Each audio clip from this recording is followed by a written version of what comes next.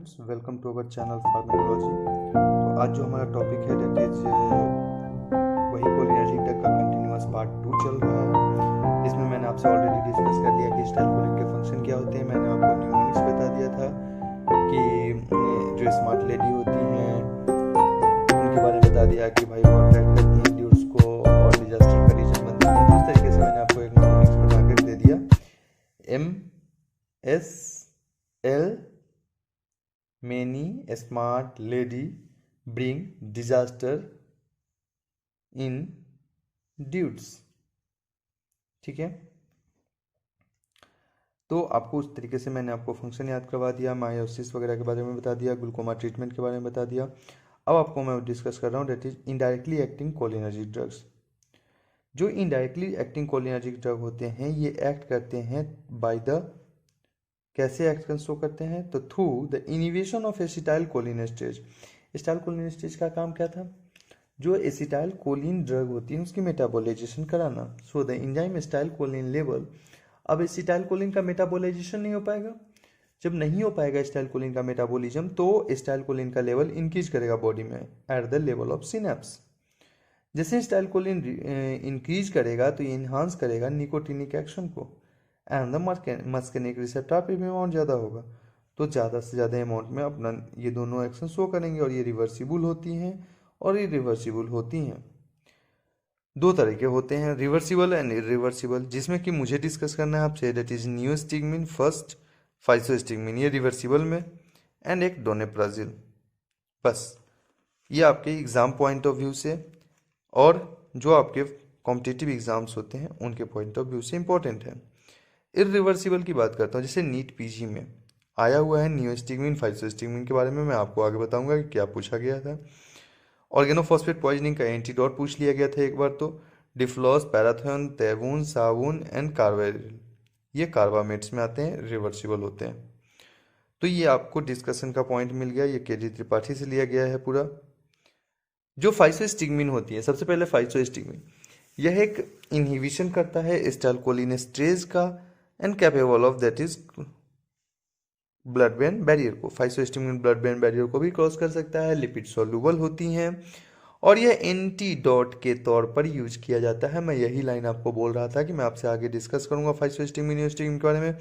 ये antidote for the overdose of anticholinergic drug such as atropine.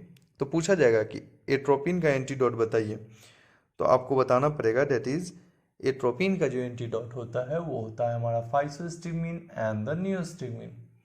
इसके बाद antihistaminics का TCA cycle, tricarboxylic acid cycle, phenothiazines के cycle का।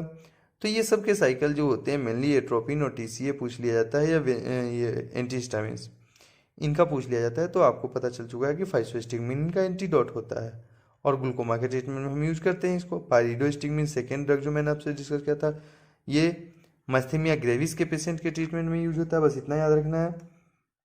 बाकी नियोस्टिग्मिन एक इम्पोर्टेंट प्रोटोटाइप ऑफ एंटीकोलिनर्जिक होता है और ये long term treatment myasthenia gravis में हम यूज करते हैं। Antidote of tubocurarine and other non depolarizing agent in the surgery. Tubocurarine के बारे में पूछा जा सकता है। डोनेप्राजिल, ये जो डोनेप्राजिल होते हैं ट्रीटमेंट करवाते हैं अल्जाइमर डिजीज का और हेल्प करते हैं in the maintaining the memory, insomnia treatment और लर्निंग ऑफ कैपेबिलिटीज। ग्लूकोमा के ट्रीटमेंट के लिए pilocarpine and pyridostigmine, physostigmine, edrophonium to test the myasthenia gravis use करते हैं। Neostigmine and the pyridostigmine in the treatment of myasthenia gravis हम use करते हैं। Post operative paralytic iliacus की बात करते हैं तो नियोस्टिग्मिन होती है।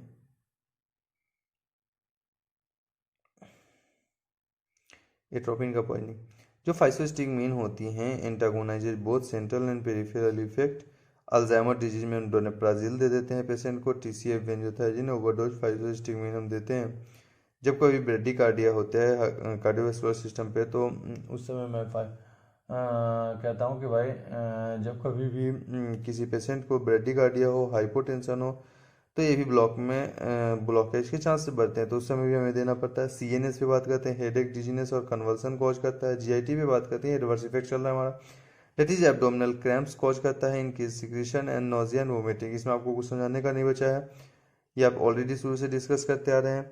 जब रिस्पायरेटरी सिस्टम पे इसके साइड इफ़ेक्ट्स की बात करते हैं, देखिए साइड इफ़ेक्ट्स आपके पास जो होते हैं, जैसे ये वाले साइड इफ़ेक्ट्स रिवर्स इफेक्ट के तौर पे लिख लेंगे आप यहाँ पे आकर के रूम पे। उसके बाद क्या होता है, दैट इज कोलिनर्जिक ड्रग। ये respiratory increase the bronchial secretion and bronchospasm.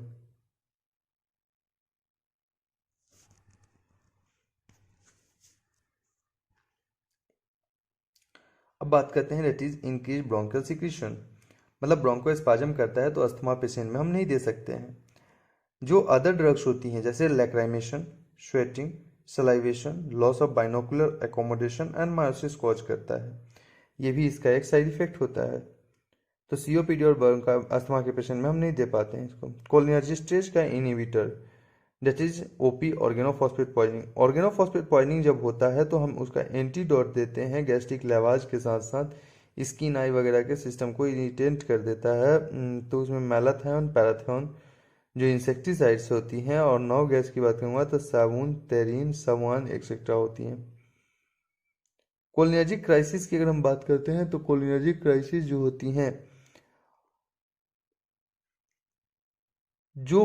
That is irreversible poison होती हैं, bind to the enzyme acetylcholinesterase and inactivates. दस एसिटाइलकोलिन ज़्यादा से ज़्यादा अमाउंट में एक्यूमुलेट हो जाता है सिनेप्स में, मस्केनिक और निकोटिनिक रिसेप्टर में। ट्रीटमेंट ऑफ ऑर्गेनोफॉस्फेट पॉइजनिंग, सबसे पहले सारे क्लॉथ हटा दो पेशेंट का, उसके बाद उसको गैस्ट्रिक लेवाज दो, फ्लशिंग करो पॉइजन को आइजन स्किन वगैरह में। उसके बाद एट्रोपिन दे दो 2 milligram IV infusion every 10 minutes till the pupillary side dilates maximum 50 to 100 times.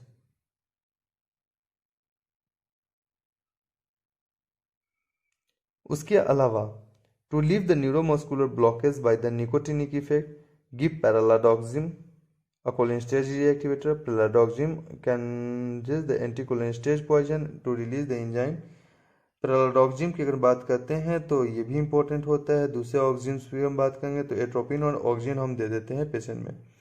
तो अभी तक आपसे ये डिस्कस हो गई हमारी कि क्या क्या होते हैं, तो अभी तक जितना आपको समझाया वो समझ में आ चुका है। Thank you once again.